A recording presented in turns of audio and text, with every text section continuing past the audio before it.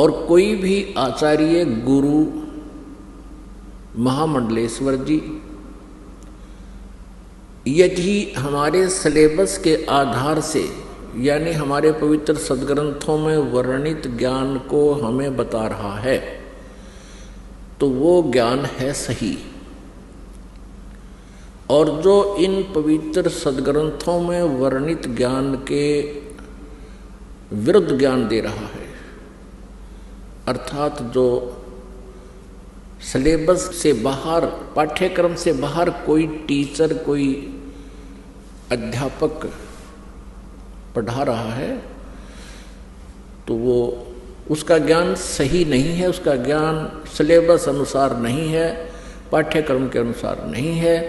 तो ऐसे ही जो आध्यात्मिक टीचर हैं, आध्यात्मिक गुरु हैं, आचार्य हैं, यदि वो हमारे सद्ग्रंथों में वर्णित उल्लेख के आधार से वो अपना ज्ञान सुना रहे हैं, जनता को प्रवचन कर रहे हैं, तो वो ज्ञान सही है, वो अध्यापक सही है। वो क्योंकि ये जो आध्यात्मिक गुरु हैं ये भी टीचर होते हैं, ये आध्यात्मिक टीचर हैं। और हमारा सिलेबस है ये पवित्र सद्ग्रंथ, इनमें वर्णित विधि और ज्ञान को जो टीचर अर्थात जो आचार्य गुरु हमें बता रहा है तो वो टीचर सही है, वो आचार्य है। और जो हमारे सद्ग्रंथों के विपरीत ज्ञान दे रहा है उसको लोक वेद कहते हैं। वो लोक वेद मीन उसका सेल्फ मेड दंत कथा, तो वो ज्ञान निराधार होता है। और जिस प्रकार विद्यार्थियों का नाशक होता है वो टीचर,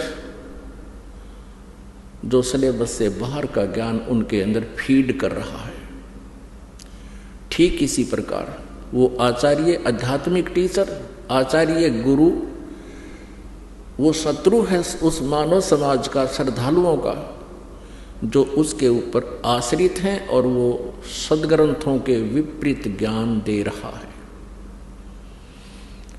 और सद्ग्रंथों में वर्णित, शास्त्रों में वर्णित विधि से विपरीत भक्ति विधि बता रहा है, मनमाना आचरण करा रहा है, वो टीचर ठीक नहीं,